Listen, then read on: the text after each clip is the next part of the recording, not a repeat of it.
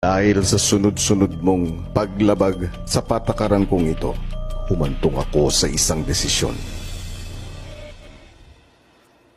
Ikaw ay pinapatawan ko ng forced eviction.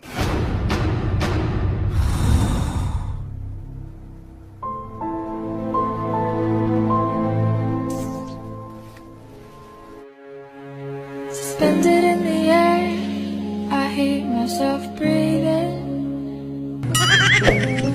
Hanging by a thread, my heart is barely beating.